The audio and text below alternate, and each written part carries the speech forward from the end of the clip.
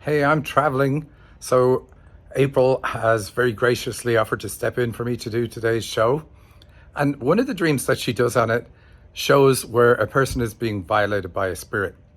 Now, this is something, if you're a channel, you have to deal with. You came here with this open connection so that you could communicate with the spirit world, and other spirits know that you're open. And the way to fix this is learn how to channel, learn how to close yourself off. Anyway, it's just something I wanted to say at the start. You can't bring a gift and then be disappointed with the consequences of bringing that gift.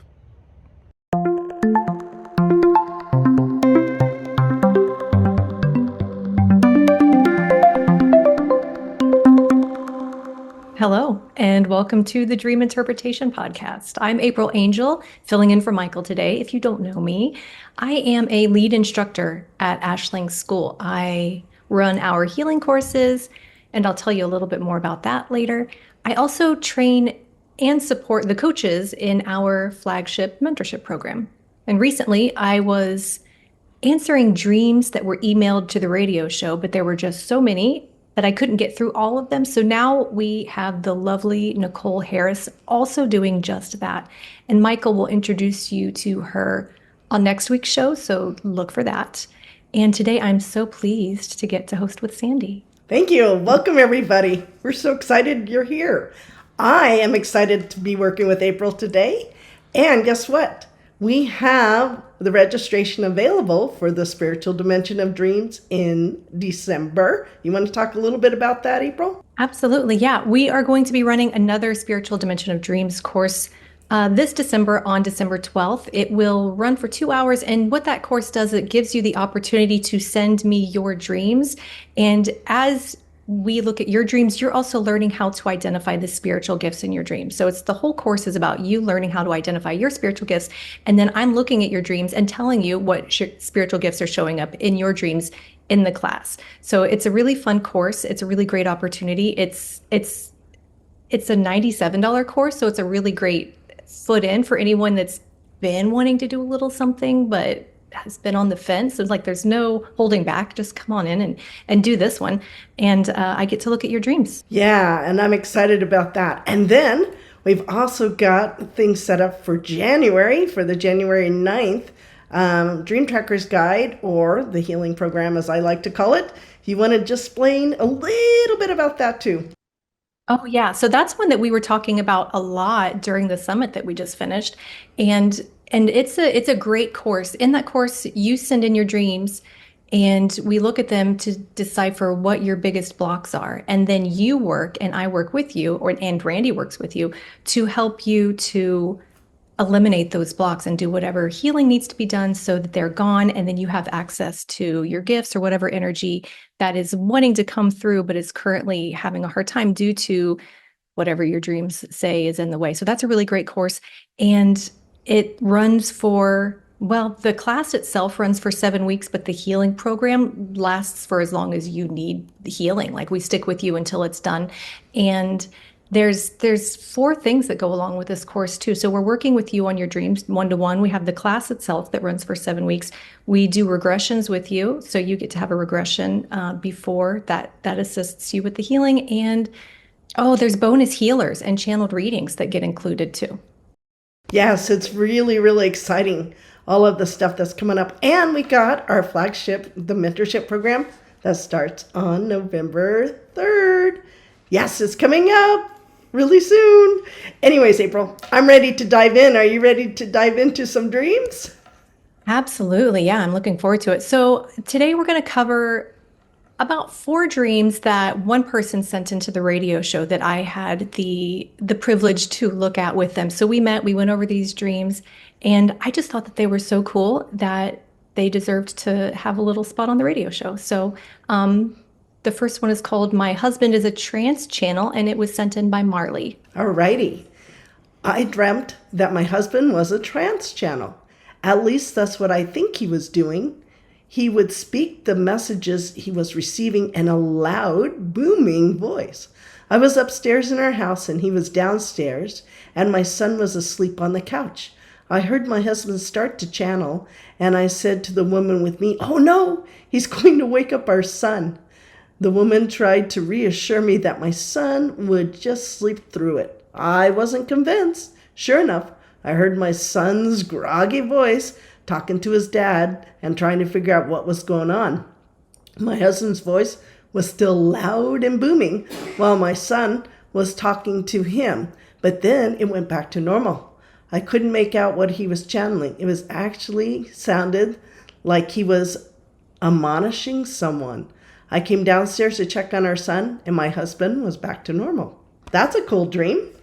Isn't that interesting? So I met with her and I channeled on it. She definitely has the gift of channeling, and she has the gift of trance channeling. So this is all about her. And it's about the conflict that she was having with this gift. And I asked her if she'd ever tried trance channeling because of the way that this dream was just presenting itself and the issues that are coming up in this dream.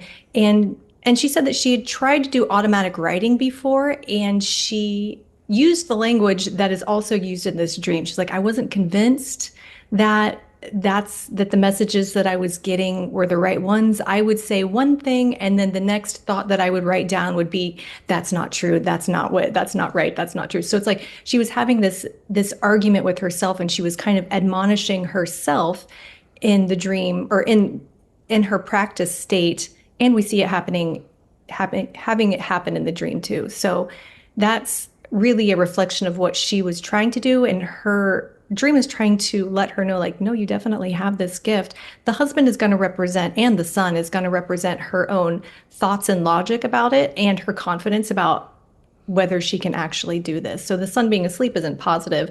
It's good that he woke up in the dream, but the son getting admonished, or it's sounding like there was some admonishing happening, is kind of just where she goes whenever she's trying to use this gift. Wow, that's incredible. I love this dream. No wonder why you wanted to bring it on the radio. What about the loud, booming voice? Did you get anything for that? The booming voice is the conflict that she has with feeling like this gift is actually working for her. Like the message is coming in like kind of like loud and clear. That's kind of what the booming voice is about. But then there's the admonishing stuff too. And she's like, it sounds like he was admonishing someone. So it's like she's not giving it the right spin or credit or validation that she should be giving it, or that she needs to be giving it, due to just not trusting. Wow, that's super. Well, she's got to learn to trust, and then she'll move on with this gift. It sounds amazing. Yeah. It is really amazing. And then when I was meeting with her, I was tuning in too, that I was like, you're meant to do this. And she's like, am I meant to do this for like Ann Tucker does? Am I meant to be like a YouTube channel? Like, how am I meant to use this gift with people? And I tuned into it, and I was like, I saw her being like a pillar in her community. And the guides kept telling me pillar. She's meant to be a pillar. And when she's a pillar for just the people in her local area, and I couldn't describe it any better than that, then it'll branch out and she'll find herself like she'll spread out more. But she has to, right now they just want her to focus on becoming a pillar, and the rest of the dreams are going to say kind of the issues that she might have with establishing herself that way. Cool. I guess it's time to move on. It looks like our next one is titled Reality TV. I dreamt with the Jersey Shore cast. It's a reality TV show. We were in a hotel room, and they were discussing how the fans now wanted to see more of them physically, as in see them naked. Woohoo! Michael, a cast member, was upset because he didn't want to do it. I told them that I watched them for years and watched them grow up. I was proud of them and who they had become. Just because the fans wanted to see you naked doesn't mean you have to do it. I was encouraging them to stand up for themselves. They didn't need to do anything that didn't feel right to them. Their true fans would still be there. Yeah. So this is going to go back to what we were already talking about with her channeling gift. And she said that they were in a hotel room. So right away we see that it's going to be about something that she brought in with her to work on. And the issue that's showing up here in this dream is that people are wanting Mike to push himself beyond his own limits. They want to see him naked. And so she steps on in and she's just like, you stand up for yourself. You don't have to do anything that doesn't feel right to you. So one of the things when I was channeling for her too, that was really standing out for me was that she was going to need to be really firm with her boundaries when she's working with people and channeling with people. And we're going to see this even in the very last dream that we do for her. Like boundaries are a big thing, where she, if she's a channel, people are going to really, especially a trance channel, people are going to be really attracted to her gift and what she's able to provide for them, the guidance.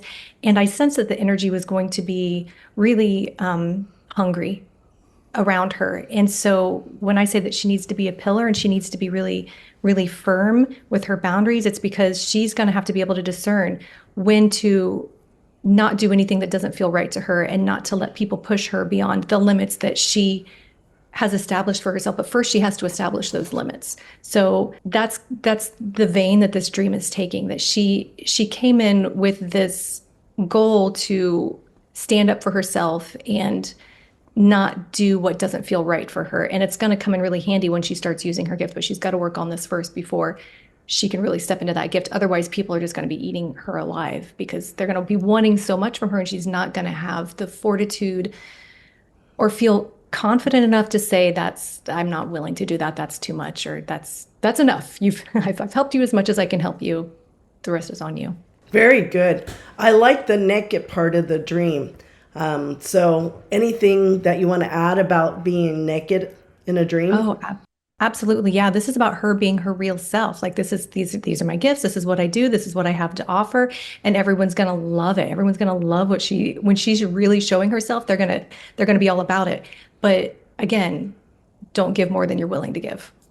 Very good. All righty. I'm excited about the next one. The next one is titled Sex with a Ghost. Oh my goodness. I dreamt I was having sex with a non-physical being. At first, I just thought it was my imagination. But as time went on, the being started to materialize as shadows. I couldn't see any body parts, but if the being touched my face, it would show up as a shadow coming towards my face. Anywhere I was touched by the being, the body part would show up as a shadow, never as an actual body part or anything distinguishable.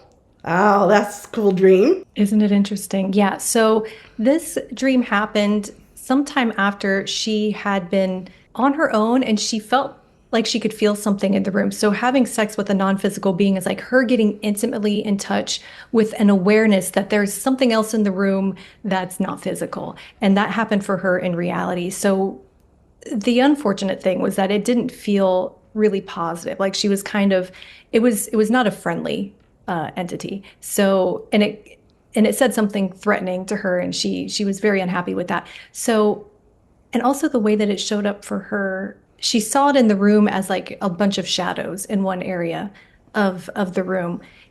So that's why she felt like it was touching her face and she was seeing the shadows, because that's how it happened for her in reality. The body part would show up as a shadow. Nothing ever was actually distinguishable. So when I was interpreting this dream with her, she told me about the experience that she had where she was kind of freaked out by something. And I was like, yeah, so this is validating that you were actually interacting with something and it doesn't have, like, it's whatever threat it had, like it was never going to manifest as anything actually physical. No physical harm would actually come to anyone. And what she did too is she cleared it herself. Like she's really just on the beginning of her entry into using her spiritual gifts, and she's already has so much knowledge and giftedness with it. I was impressed with her the entire time we were talking. So, April, I find it very interesting. It was a non-physical being and it had shadows. So what do you make of that? Well, the interesting thing about people that have the gift of channeling is that they are oftentimes aware of things that other people are not aware of. So she was aware that something was happening in her space, that there was a non-physical being in her space, and it was making an inappropriate contact with her. And in reality, she was getting messages that is wanting to be threatening. He was threatening other people in the house, and it was just no good. And she didn't like it, and she ended up clearing it herself, which was really great. Like she checked again later and the shadows were gone.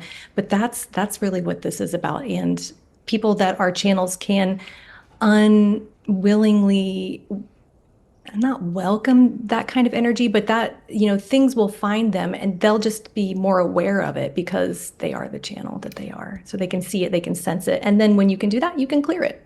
Most people would be unaware that that thing was even there, but she was. Yeah, that's excellent. I fully agree. And when I explain to people that are channels, it's like you're a bright light out there in a bunch of darkness, and beings that are like, I want someone to talk to, they see the light and come running towards you and are excited to be able to communicate. And a lot of those beings we don't want to communicate with. We just want them to move on.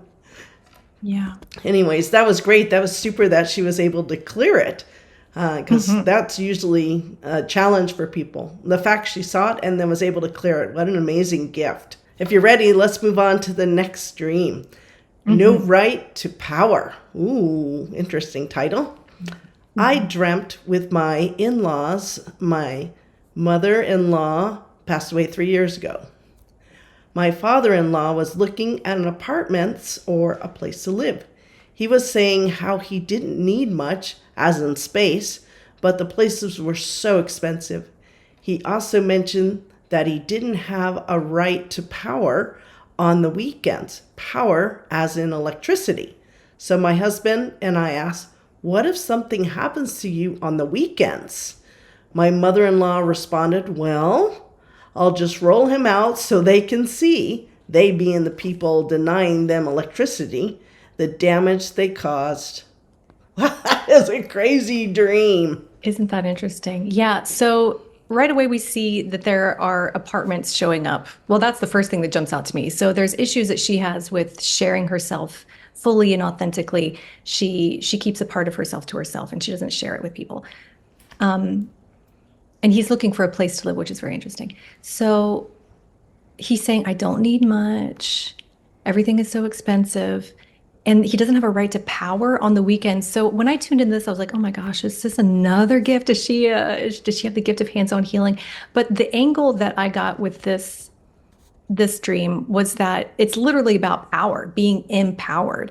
And so like they don't have a right to power on the weekends. It's very interesting. So what this dream is saying that this person tends to do or has learned to do in her family environment is that when I need something to be done, rather than being empowered and asking for what it is that I need, I just kind of put my wounded self out there and hope someone will notice what I need and then give it to me. So I'm not going to directly ask for what's happening, and we see that happening in the dream. We'll just roll out the father-in-law, and so they can see how much he's suffering with the fact that we don't have power, and then they'll step in and give him what they need. So that's kind of like the tactic that she learned to use from mom and dad. That's like you can't directly ask for what you need, just hopefully they'll notice it. And so it's an indirect line of communication to be that way. And so the dream is saying you absolutely need to ask for what you want and put yourself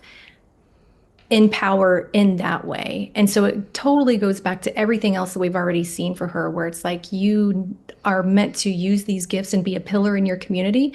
But if you don't have the ability to stand up for yourself and ask for what it is that you need, then you're going to invite people that will cross boundaries, just like we saw that entity doing in the dream before last. And it can happen on the spirit plane and it can happen in the physical world. So it's like a huge emphasis for this person to work on shoring up her boundaries and looking at all the ways that she doesn't have great boundaries with family and with friends and with people in her life, so that she can be more in her power and just directly ask for what she needs and expect to receive it. So I find this very interesting. Is channeling, it's a masculine gift, correct? Channeling requires a balance of masculine and feminine energy. And so we're really seeing a masculine out of balance by not being able to set boundaries. Do you have any comments or anything you want to say about that? Because this is really interesting. Yeah, for sure. So yeah, like this person would need to work on their masculine energy in order to restore that balance of masculine and feminine energy so that their gifts can flow more freely, efficiently, and positively. So, how would this person do that? Well, it's dad in the dream. Yeah. So it's like, I don't have the confidence, or I don't feel like I will be supported in life if I ask for what I want. I'm just going to have to sit here and hope that someone gives it to me. And that's not masculine energy. A balanced masculine energy feels supported, feels like I have the right to occupy the space that I'm occupying, and to get support in the way that I need support, and that I will receive that support. So we would look in a healing course, for example, we would look at where did these imbalances come from? And then the person would just go right after it and use a scalpel and pull it out and be great after. Yeah, that's super. Oh, how fun. We got one more dream here. Do you want to do the lucid dream? Yeah, this is a dream from someone who's wrapping up healing right now. They've finished the healing course, and I just really love this dream. They were having they're so lucky. She keeps having lucid dreams, which I think I have one once a year. So to hear of someone having them night after night after night is great. And so she asked Randy in the course, she's like, what can I do to make these dreams go well if I'm able to go lucid? Like, what can I do to really speed along this process? So he suggested a couple of things, and we see her utilizing those in this dream. And it's just really cool. I love this dream, and you will too, I think. Go ahead. Alrighty, it's a lucid dream and it's titled Rabbit on a Bicycle and Six Flowers. Ooh, I like those 6 flowers. A human-sized rabbit on a bicycle in the distance. He was a character. I can see you, but very far, I said. He moved closer. Can you see me now? He moved right in front of me with his bunny ears pointing up. Yes, I can, I replied. This is like an animation movie. Yes, like down here. It's like a movie and we are all actors, he said. Down here? I asked. You mean on Earth? Do you live on Earth? That's a story for another time, he replied. What does this you represent? I asked. It's important to have fun. Then I went straight to the point and I asked, I was told that it's good to plant 6 flowers representing the dharmic path. Could you do that for me? Yes, I can. He called 6 little rabbits and they all came with flowers each. Pink, red, blue, green, amber, and purple. They planted them by the side of the road, all on the same line. First the red flower.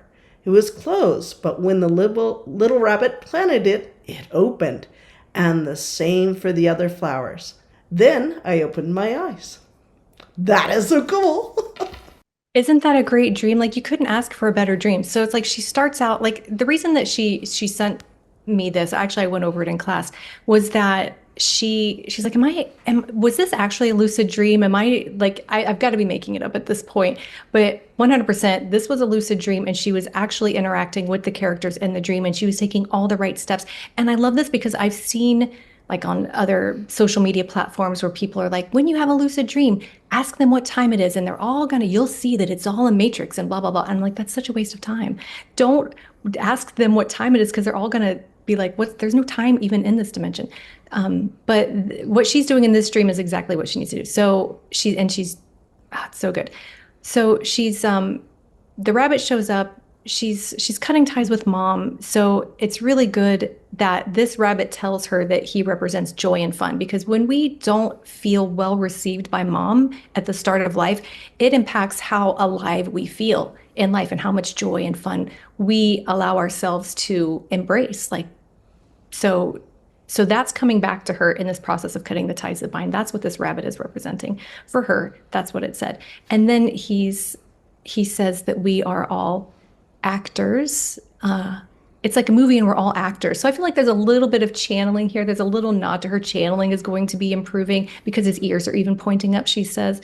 And that's a symbol for channeling too. So her channeling is improving big time as she's finishing this healing therapy that she's doing with her mother. And then she does exactly the thing that Randy suggested that she do, which is plant 6 flowers. Like she actually got to do that. So those rabbits come along and they plant those flowers. So she's literally reestablishing love in her life from having not felt it the way that she needed to feel it when she was much younger. And it's really neat too that that first rabbit, when it planted the red flower, it was closed, but then it opened as soon as it was planted. So even that, I'm like, nothing could have gone better in this dream. Like everything opened up, the 6 flowers are planted. Like this was her taking a really good step in the right direction for getting onto the dharmic path where she will be living in a state of grace and compassion for herself and for everybody else. What I find interesting is when I tell people about the healing program, I say in the beginning it's block, block, block you see in your dream, and then you see the war signs, you know, the stabbing and all of that, and then you move on to where people are healing, and the last thing is it's gone. This is such a perfect ending to that whole cycle where it's gone, and now she's got flowers out there that are representing moving on to the dharmic path. What an amazing gift. Fantastic. I love that dream. I do too. Anyways, I think that's all we have time for. Once again, mentorship November 3rd. And we've got the spiritual dimension of dreams December. Okay, so yeah, the Spiritual Dimension of Dreams class is going to be starting on December 12th. We're going to do a free webinar the week before on December 5th. So if you're interested in learning 4 of the 8 gifts that we'll cover, we'll give it to you. We'll give it to you in that free webinar. So sign up for that in advance. That's going to be on December 5th. So cool. I'm so excited. Well, thank you, everybody. I hope you have a fabulous week. Thank you, April. This was such a gift to be able to work with you. It's so fun. I enjoyed it. Thank you, Sandy. Bye, everybody.